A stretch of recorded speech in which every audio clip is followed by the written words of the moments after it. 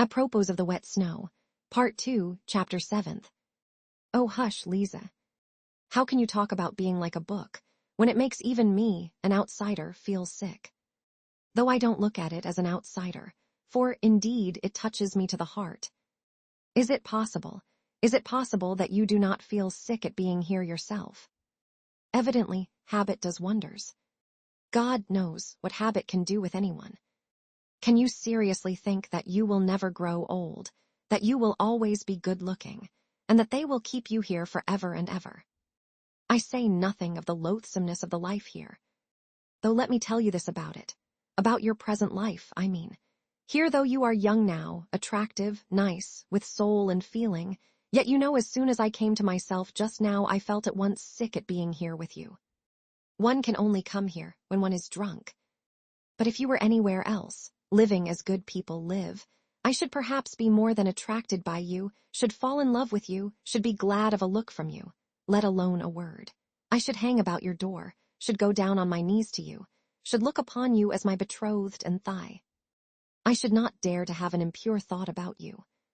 But here, you see, I know that I have only to whistle and you have to come with me whether you like it or not. I don't consult your wishes, but you mine.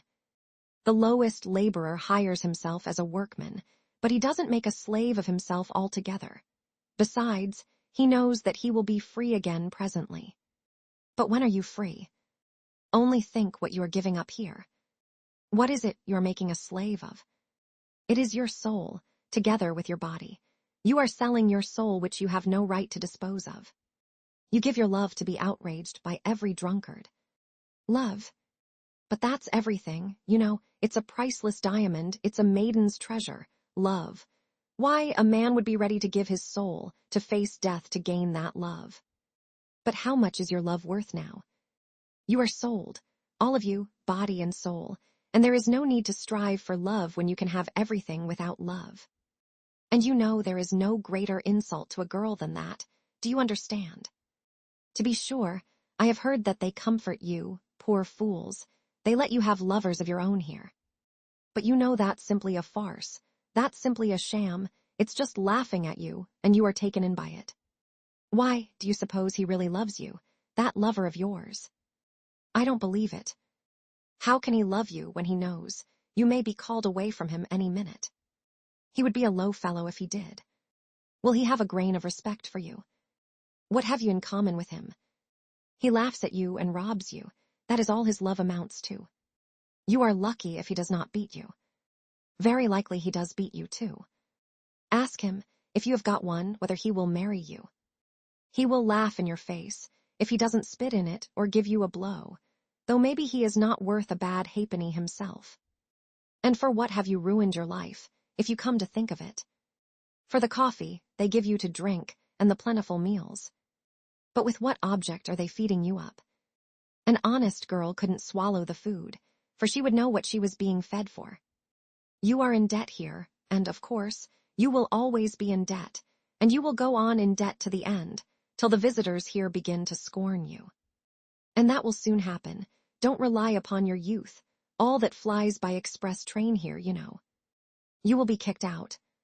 And not simply kicked out. Long before that she'll begin nagging at you, scolding you, abusing you, as though you had not sacrificed your health for her, had not thrown away your youth and your soul for her benefit, but as though you had ruined her, beggared her, robbed her. And don't expect anyone to take your part. The others, your companions, will attack you, too, win her favor, for all are in slavery here, and have lost all conscience and pity here long ago. They have become utterly vile, and nothing on earth is viler, more loathsome, and more insulting than their abuse. And you are laying down everything here, unconditionally, youth and health and beauty and hope, and at 22 you will look like a woman of 35, and you will be lucky if you are not diseased. Pray to God for that. No doubt you are thinking now that you have a gay time and no work to do. Yet there is no work harder or more dreadful in the world, or ever has been. One would think that the heart alone would be worn out with tears. And you won't dare to say a word, not half a word when they drive you away from here. You will go away as though you were to blame. You will change to another house, then to a third, then somewhere else, till you come down at last to the Haymarket. There you will be beaten at every turn.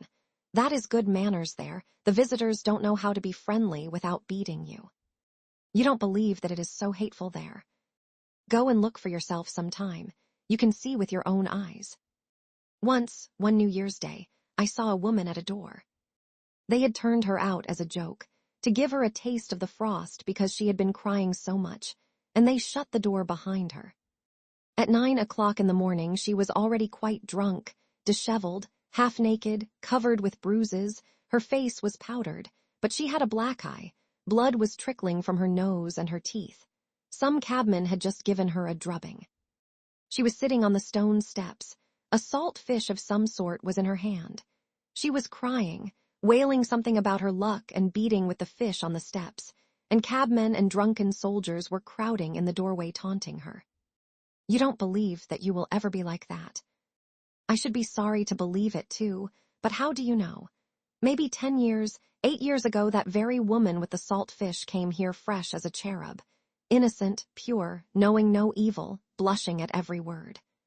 Perhaps she was like you, proud, ready to take offense, not like the others. Perhaps she looked like a queen and knew what happiness was in store for the man who should love her and whom she should love. Do you see how it ended? And what if at that very minute when she was beating on the filthy steps with that fish, drunken and disheveled, what if at that very minute she recalled the pure early days in her father's house, when she used to go to school and the neighbor's son watched for her on the way, declaring that he would. No, Lisa, it would be happy for you if you were to die soon of consumption in some corner, in some cellar like that woman just now. In the hospital, do you say? You will be lucky if they take you, but what if you are still of use to the madam here? Consumption is a queer disease. It is not like fever. The patient goes on hoping till the last minute and says he is all right. He deludes himself, and that just suits your madam. Don't doubt it, that's how it is. You have sold your soul, and what is more you owe money, so you daren't say a word. But when you are dying, all will abandon you, all will turn away from you, for then there will be nothing to get from you. What's more, they will reproach you for cumbering the place, for being so long over dying. However you beg, you won't get a drink of water without abuse. Whenever are you going off, you nasty hussy, you won't let us sleep with your moaning, you make the gentleman sick. That's true, I have heard such things said myself. They will thrust you dying into the filthiest corner in the cellar, in the damp and darkness. What will your thoughts be, lying there alone? When you die, strange hands will lay you out, with grumbling and impatience. No one will bless you, no one will sigh for you. They only want to get rid of you as soon as may be. They will buy a coffin, take you to the grave as they did that poor woman today, and celebrate your memory at the tavern. In the grave, sleet, filth, wet snow. No need to put themselves out for you. Let her down, Vanuha. It's just like her luck. Even here, she is head foremost, the hussy. Shorten the cord, you rascal. It's all right as it is. All right, is it? Why, she's on her side. She was a fellow creature, after all. But never mind, throw the earth on her, and they won't care to waste much time quarreling over you. They will scatter the wet blue clay as quick as they can, and go off to the tavern. And there your memory on earth will end. Other women have children to go to their graves, fathers, husbands. While for you neither tear, nor sigh, nor remembrance. No one in the whole world will ever come to you. Your name will vanish from the face of the earth, as though you had never existed, never been born at all. Nothing but filth and mud, however you knock at your coffin lid at night, when the dead arise, however you cry. Let me out, kind people, to live in the light of day. My life was no life at all. My life has been thrown away like a dishclout. It was drunk away in the tavern at the Haymarket. Let me out, kind people, to live in the world again. And I worked myself up to such a pitch that I began to have a lump in my throat myself, and all at once I stopped, sat up in dismay, and, bending over apprehensively, began to listen with a beating heart. I had reason to be troubled. I had felt for some time that I was turning her soul upside down and rending her heart, and the more I was convinced of it, the more eagerly I desired to gain my object as quickly and as effectually as possible. It was the exercise of my skill that carried me away, yet it was not merely sport. I knew I was speaking stiffly, artificially, even bookishly. In fact, I could not speak except like a book. But that did not trouble me. I felt that I should be understood and that this very bookishness might be an assistance. But now, having attained my effect, I was suddenly panic-stricken. Never before had I witnessed such despair. She was lying on her face, thrusting her face into the pillow and clutching it in both hands. Her heart was being torn. Her youthful body was shuddering all over as though in convulsions. Suppressed sobs rent her bosom and suddenly burst out in weeping and wailing. Then she pressed closer into the pillow. She did not want anyone here, not a living soul, to know of her anguish and her tears.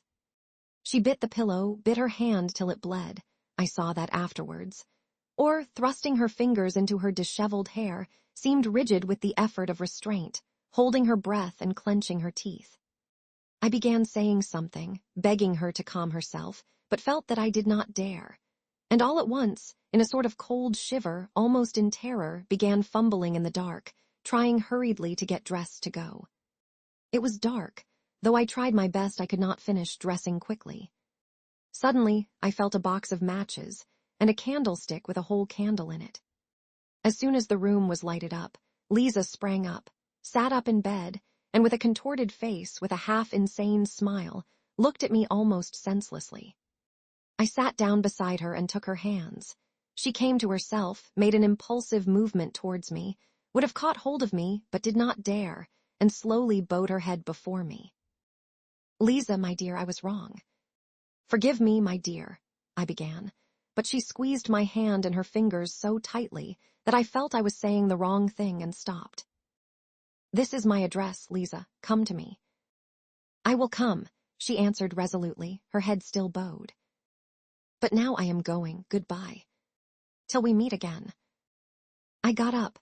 She, too, stood up and suddenly flushed all over, gave a shudder, snatched up a shawl that was lying on a chair and muffled herself in it to her chin.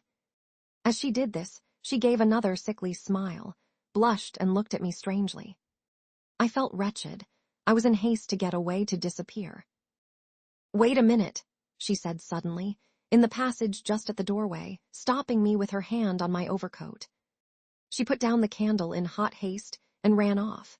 Evidently she had thought of something or wanted to show me something. As she ran away, she flushed, her eyes shone, and there was a smile on her lips. What was the meaning of it? Against my will I waited. She came back a minute later with an expression that seemed to ask forgiveness for something. In fact, it was not the same face, not the same look as the evening before. Sullen, mistrustful, and obstinate. Her eyes now were imploring, soft, and at the same time trustful, caressing, timid. The expression with which children look at people they are very fond of whom they are asking a favor. Her eyes were a light hazel. They were lovely eyes, full of life, and capable of expressing love as well as sullen hatred. Making no explanation, as though I, as a sort of higher being, must understand everything without explanations, she held out a piece of paper to me. Her whole face was positively beaming at that instant with naive, almost childish, triumph. I unfolded it. It was a letter to her from a medical student or someone of that sort, a very high-flown and flowery, but extremely respectful, love letter. I don't recall the words now, but I remember well that through the high-flown phrases there was apparent a genuine feeling, which cannot be feigned. When I had finished reading it, I met her glowing, questioning, and childishly impatient eyes fixed upon me. She fastened her eyes upon my face and waited impatiently for what I should say. In a few words, hurriedly, but with a sort of joy and pride, she explained to me that she had been to a dance somewhere in a private house, a family of very nice people, who knew nothing, absolutely nothing, for she had only come here so lately and it had all happened. And she hadn't made up her mind to stay, and was certainly going away as soon as she had paid her debt. And at that party, there had been the student who had danced with her all the evening. He had talked to her, and it turned out that he had known her in old days at Riga when he was a child. They had played together but a very long time ago, and he knew her parents, but about this he knew nothing, nothing whatever, and had no suspicion. And the day after the dance, 3 days ago, he had sent her that letter through the friend with whom she had gone to the party. And, well, that was all. She dropped her shining eyes with a sort of bashfulness as she finished. The poor girl was keeping that student's letter as a precious treasure, and had run to fetch it, her only treasure, because she did not want me to go away without knowing that she, too, was honestly and genuinely loved, that she, too, was addressed respectfully. No doubt that letter was destined to lie in her box and lead to nothing. But nonetheless, I am certain that she would keep it all her life as a precious treasure, as her pride and justification. And now at such a minute, she had thought of that letter and brought it with naive pride to raise herself in my eyes that I might see, that I too might think well of her. I said nothing, pressed her hand and went out. I so longed to get away. I walked all the way home, in spite of the fact that the melting snow was still falling in heavy flakes. I was exhausted, shattered in bewilderment. But behind the bewilderment, the truth was already gleaming. The loathsome truth,